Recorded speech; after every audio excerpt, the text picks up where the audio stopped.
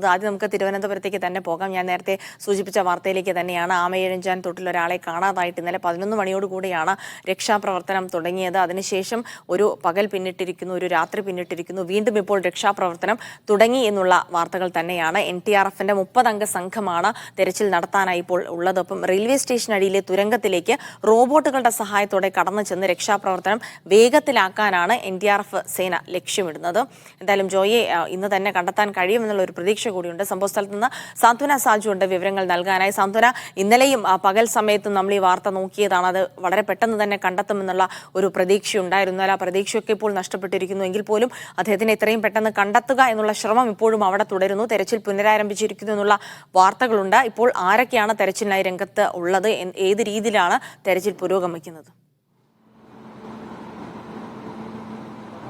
ജൽസി, ഇന്നലെ രാവിലെ 11 മണിയോടുകൂടി തിരുവനന്തപുരം ആമയിഴഞ്ചാൻ തോട്ടിൽ കാണാതായ ജോയിക്ക് വേണ്ടിയുള്ള തിരച്ചിൽ ഇന്നും നടക്കുകയാണ്. അക്ഷരാർത്ഥത്തിൽ പറയുകയാണെങ്കിൽ തലസ്ഥാനത്തെ മാലിന്യ കൂമ്പാരത്തിനുള്ളിൽ പെട്ടുപോയ ഒരു മനുഷ്യന് വേണ്ടിയുള്ള തിരച്ചിൽ, അദ്ദേഹത്തിന്റെ ജീവന് വേണ്ടിയുള്ള തിരച്ചിലാണ് നമ്മൾ ഈ പുറകിൽ കാണുന്നത് എന്ന് തന്നെ നമുക്ക് പറയേണ്ടതായി വരും. ഇന്നലെ ഒരു പകലും ജൽസി പറഞ്ഞതുപോലെ തന്നെ ഇന്നലെ ഒരു പകൽ മുഴുവൻ തിരഞ്ഞു. ഇന്നലെ രാത്രി വൈകിയും തിരച്ചിൽ നടത്തി. പക്ഷേ എന്നിട്ടും അദ്ദേഹത്തെ കണ്ടെത്താനായിരുന്നില്ല. അതിന് ഏറ്റവും പ്രധാനപ്പെട്ട കാരണം എന്ന് പറയുന്നത് ഇവിടെ കൂടിയിരിക്കുന്ന ഈ മാലിന്യങ്ങൾ തന്നെയാണ്. കാരണം ഇതിനകത്തേക്ക് ഒരാൾക്ക് ഇറങ്ങി ചെല്ലണമെങ്കിൽ അല്ലെങ്കിൽ തിരച്ചിൽ നടത്തണമെങ്കിൽ ഈ മാലിന്യം പൂർണ്ണമായും മാറ്റിയാൽ മാത്രമേ അതിന് സാധിക്കുകയുള്ളൂ. ഇന്നലെ രാത്രി വൈകിയും മാലിന്യം മാറ്റാനുള്ള ഒരു പ്രവർത്തനം തന്നെയാണ് നടന്നുകൊണ്ടിരുന്നത്. ഇന്നലെ രാവിലെ മുതൽക്ക് തന്നെ ഫയർഫോഴ്സും സ്കൂബ സംഘവും ഒക്കെ ഇതിനു വേണ്ടിയുള്ള പ്രവർത്തനങ്ങളാണ് നടത്തിയത്. ആദ്യം ഫയർഫോഴ്സ് ഇതിനുള്ളിലേക്ക് ഇറങ്ങി ഈ മാലിന്യം മാറ്റിക്കൊണ്ട് ഒരു രക്ഷാപ്രവർത്തനം നടത്തുവാൻ ശ്രമിച്ചു. ആദ്യം നമ്മളിപ്പോൾ ഈ ദൃശ്യങ്ങളിൽ കാണുന്ന ഭാഗത്താണ് ജോയി ഒഴുക്കിൽപ്പെട്ടു എന്ന് പറയുന്ന ഭാഗമാണ് നമ്മളിപ്പോൾ ഈ ദൃശ്യങ്ങൾ കാണുന്നത്. ഇന്നലത്തെ ദൃശ്യങ്ങൾ കണ്ട പ്രേക്ഷകർക്കാണെങ്കിൽ തീർച്ചയായിട്ടും അറിയാൻ പറ്റും. ഇന്നലെ ഇവിടെ മുഴുവൻ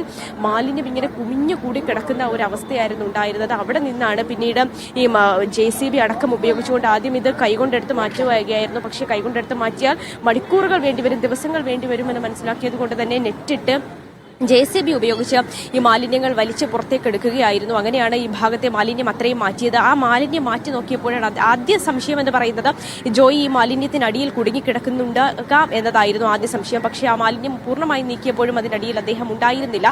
പിന്നെയുള്ള ഒരു കാര്യമെന്ന് പറയുന്നത്, രണ്ടാമത്തെ ഒരു സാധ്യത എന്ന് പറയുന്നത്, ഇവിടെ നിന്ന് ഇപ്പോൾ നമ്മൾ ഈ കണ്ട ദൃശ്യങ്ങൾ കണ്ട ഭാഗത്ത് നിന്ന് ഏതാണ്ട് 150 മീറ്ററോളം ഈ ഒരു ആമയിഴഞ്ചാൻ തോട് തിരുവനന്തപുരം സെൻട്രൽ റെയിൽവേ സ്റ്റേഷൻ അടിയിലൂടെയാണ് ഒഴുകുന്നത്. അപ്പോൾ ആ ഒരു സെൻട്രൽ റെയിൽവേ സ്റ്റേഷൻ അടിയിൽ ആ ഒരു ടണലിനുള്ളിലേക്ക് ഇദ്ദേഹം കയറിപ്പോയിട്ടുണ്ടാകാം. അവിടെ എവിടെയെങ്കിലും കുടുങ്ങിക്കിടക്കുകയായിരിക്കാം എന്നായിരുന്നു രണ്ടാമത്തെ ഒരു സാധ്യതയുള്ളത്. അപ്പോൾ അത് കണ്ടെത്താൻ വേണ്ടിയുള്ള ഒരു ശ്രമങ്ങളായിരുന്നു പിന്നീട് നടന്നത്. അപ്പോൾ ഈ ടണലിനുള്ളിലേക്ക് കയറിപ്പോയി ഒരാൾ കയറിപ്പോയി, പ്രത്യേകിച്ച് ഈ ഫയർഫോഴ്സോ മറ്റ് സ്കൂബ സംഘമോ ആരെങ്കിലും കയറിപ്പോയി മാത്രമേ അത്തരത്തിലൊരു തിരച്ചിൽ നടത്തുവാനുള്ള സംവിധാനം ഉണ്ടായിരുന്നുള്ളൂ. അങ്ങനെയാണ് ഇവിടുത്തെ വേസ്റ്റ് മാറ്റിക്കൊണ്ട് ഈ ടണലിനുള്ളിലേക്ക് കയറിയുള്ള പരിശോധനകൾ ആരംഭിച്ചത്. ആദ്യ മണിക്കൂറിൽ ഈ ടണലിനുള്ളിലേക്ക് കയറാൻ സാധിക്കുന്നുണ്ടായിരുന്നില്ല. ആദ്യം പറഞ്ഞതുപോലെ തന്നെ ഈ മാലിന്യ പ്രശ്നം തന്നെയായിരുന്നു അതിന്റെ പ്രധാനപ്പെട്ട കാരണമെന്ന് പറയുന്നത്.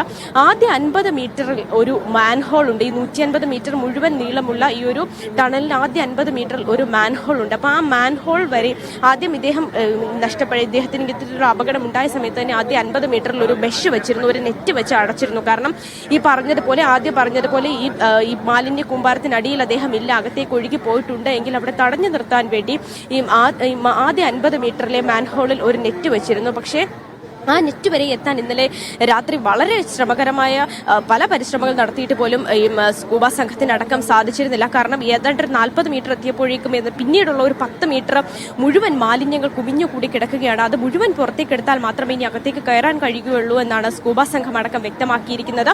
ഇന്നലെ രാത്രി വൈകി പിന്നീട് റോബോട്ടിക് സംവിധാനം അടക്കം എത്തിച്ചു. ജെൻ റോബോട്ടിക്സിന്റെ ഒരു സ്റ്റാർട്ടപ്പ് കമ്പനിയായ ജെൻ റോബോട്ടിക്സിന്റെ 2 റോബോട്ടിക് സംവിധാനങ്ങൾ ഉൾക്കൊള്ളുന്ന യന്ത്രം കൊണ്ടുവന്നാണ് ഇന്നലെ രാത്രി ഇവിടെ പ്രവർത്തനം നടത്തിയിരുന്നത്. അതിൽ ഒരു യന്ത്രം മാലിന്യം പുറത്തേക്ക് വലിച്ചെടുക്കുന്ന ഒരു യന്ത്രമാണ്. രണ്ടാമത്തെ യന്ത്രം എന്ന് പറയുന്നത് സർവൈലൻസ് ക്യാമറ സംവിധാനമുള്ള യന്ത്രമാണ്. അത് ഒരാൾ ഉള്ളിലേക്ക് പോയി നോക്കണ്ട, അദ്ദേഹം ഈ പറയുന്നത് പോലെ ജോയി അതിനുള്ളിൽ കുടുങ്ങിക്കിടപ്പുണ്ടോ എന്ന് നോക്കാൻ ഒരാൾ അതിലേക്ക് പോകേണ്ട ആവശ്യമില്ല.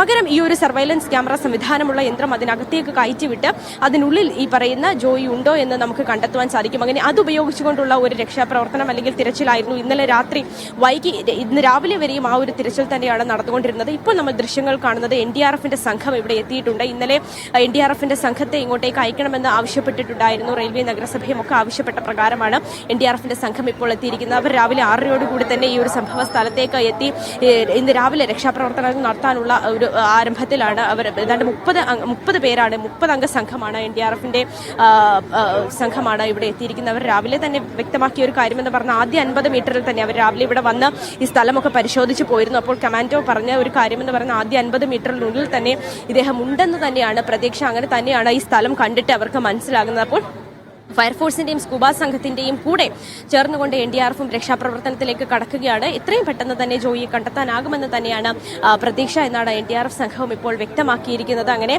വീണ്ടും ജോയിക്കായുള്ള തിരച്ചിൽ അക്ഷരാർത്ഥത്തിൽ പറയുകയാണെങ്കിൽ തലസ്ഥാന നഗരത്തിലെ മാലിന്യ കൂമ്പാരത്തിനുള്ളിൽ കുടുങ്ങിപ്പോയ ഒരു മനുഷ്യന് വേണ്ടി ഉള്ള തിരച്ചിലാണ് മണിക്കൂറുകളായിട്ട് ഇവിടെ നടക്കുന്നത്.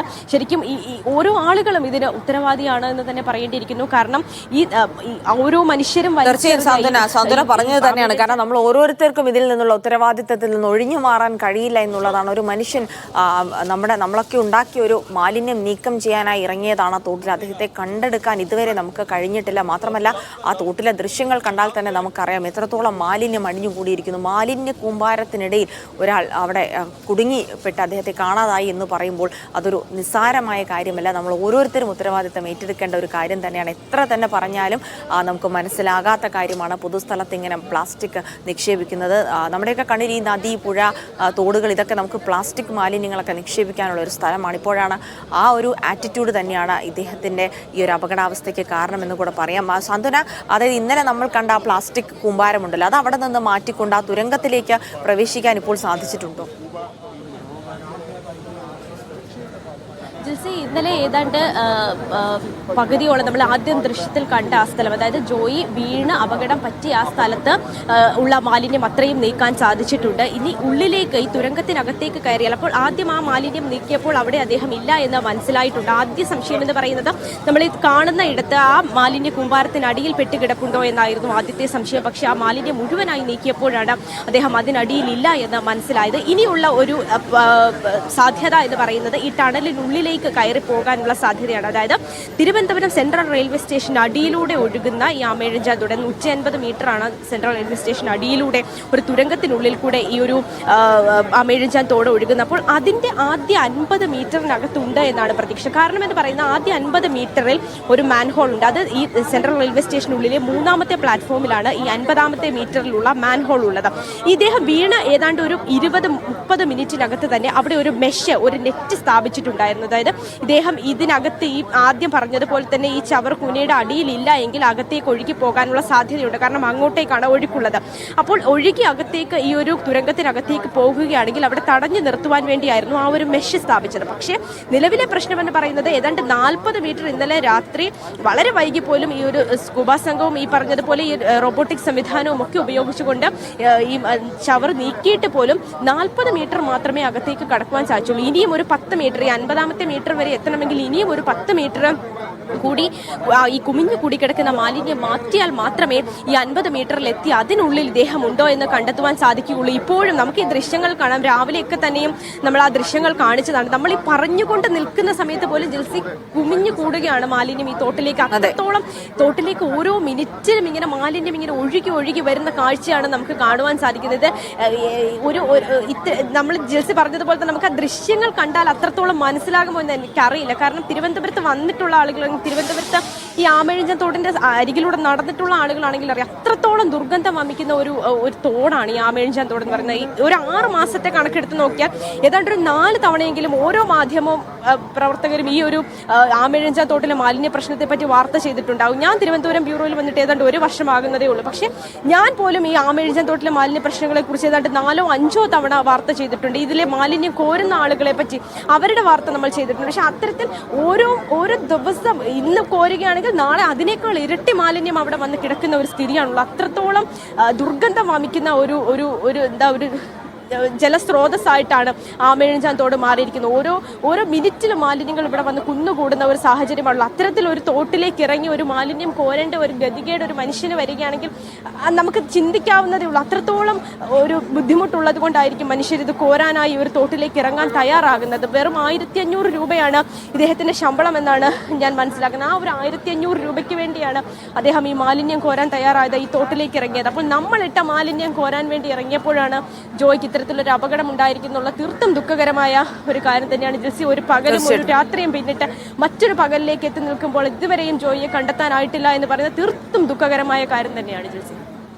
തീർച്ചയായും വളരെ ദുഃഖകരമായ വാർത്തകൾ തന്നെയാണ്. അതിന്റെ തുടർ വാർത്തകൾ കൂടിയാണ് തിരുവനന്തപുരത്ത് നിന്ന് വരുന്നത്. ഇന്നലെയാണ് ആമയിഴഞ്ചാൻ തോണിൽ ഏതാണ്ട് രാവിലെ ഒരു 11 മണിയോടെ ഈ വൃത്തിയാക്കാൻ ഇറങ്ങിയ ജോയിയെ കാണാനില്ല എന്നുള്ള വാർത്തകൾ വരുന്നത്. അപ്പോൾ തന്നെ ഫയർഫോഴ്സിന്റെ സംഘം എത്തി, പോലീസും ഫയർഫോഴ്സും അടങ്ങുന്ന സംഘം എത്തി സ്ഥലത്ത് പരിശോധന തുടർന്നിരുന്നുവെങ്കിലും അടിഞ്ഞുകൂടിയ ഈ മാലിന്യങ്ങൾ അതിനുള്ളിൽ ജോയ് കുടുങ്ങിക്കിടക്കുന്നുണ്ടോ എന്നായിരുന്നു ആദ്യഘട്ടത്തിലെ സംശയങ്ങൾ.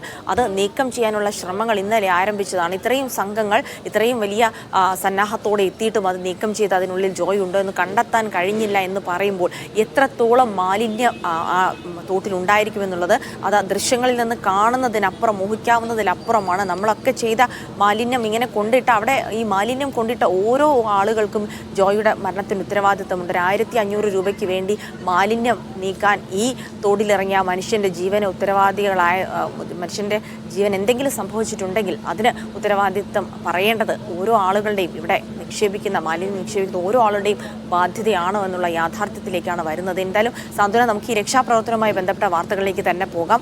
ആദ്യ 50 മീറ്ററിലാണ് എന്ന് പറയുന്നു ആദ്യം ഒരു ഗ്രില്ല് പോലെയുള്ള ഇത് വെച്ച് തടഞ്ഞിരിക്കുന്നത്.